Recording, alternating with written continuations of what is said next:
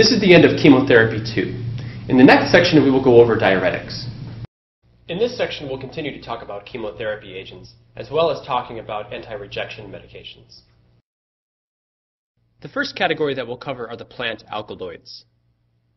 The first two medications in this category are vinblastine and vincristine. These medications block mitotic spindle formation in the M phase. They're able to bind tubulin and prevent polymerization. What this does is it arrests tumor cells in metaphase and causes tumor cell growth arrest. Paclitaxel is another medication in the plant alkaloid family, and it's able to block the mitotic spindle disassembly in the M phase. What it does is it stabilizes microtubules and freezes them in the polymerized state. Vincristine and vinblastine are used for acute leukemias, lymphomas, and neuroblastoma. The common side effect of these medications is peripheral neuropathy. Vincristine and vinblastine are part of the R-CHOP regimen for lymphoma. Here we see acute myelogenous leukemia. This is a bone marrow smear. And you can see in these cells small rod-like structures. These are our rods. Our rods are very dangerous prognostic indicators of worsening leukemia. Paclitaxel, or Taxol, is used for advanced breast and ovarian cancer. This medication causes the classic bone marrow suppression, but it can also cause hypersensitivity and neurotoxicity. The way that it works is preventing disassembly of microtubules, as we talked about before. Etoposide is another plant alkaloid that is a topoisomerase II inhibitor.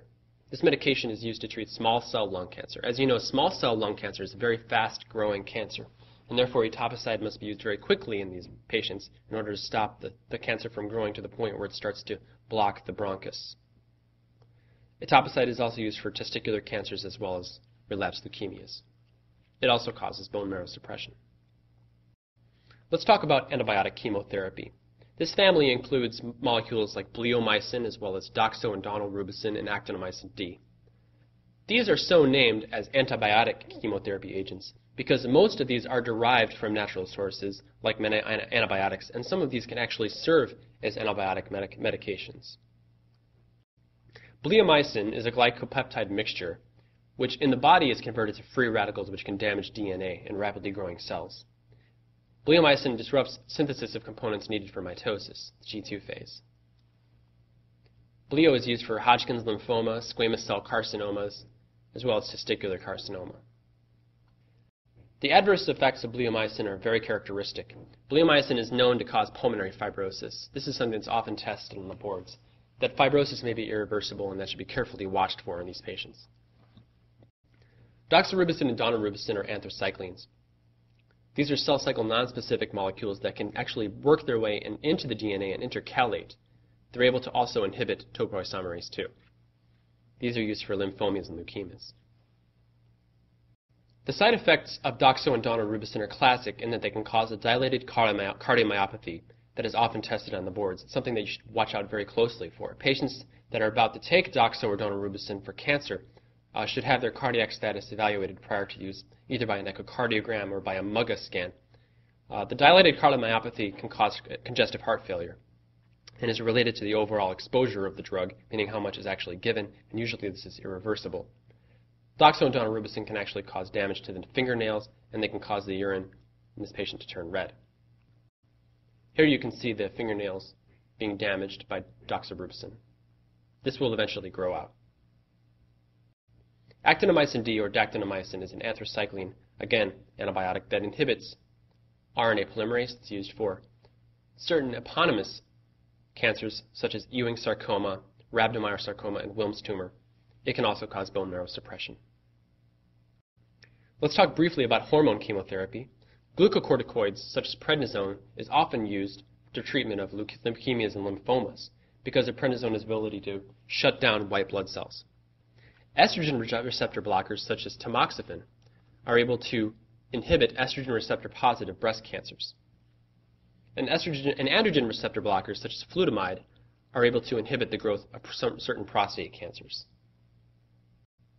ATRA, or all-trans-retinoic acid, is a chemotherapeutic agent that's specifically used for the M3 subtype of AML, also called PML, or promyelocytic leukemia. Patients that have this leukemia often have a translocation of the 15th chromosome to the 17th chromosome in the area of the retinoic acid receptor. M3 leukemia is associated with DIC. Therefore, it's very important that patients that have this leukemia are diagnosed quickly, because many patients can die soon after diagnosis if they're untreated. Treatment with ATRA causes these cells, these promyelocytic cells, to differentiate and lose toxicity. The therapy is very fast and effective. Let's talk briefly about prostate cancer chemotherapy. The goal of the treatment is to decrease androgen signaling in these patients that have prostate cancer. In order to start this out, many patients will undergo chemical and/or surgical castration. Chemical castration involves the use of LHRH agonists, such as leuprolide and gozerlin, which can decrease testosterone signaling.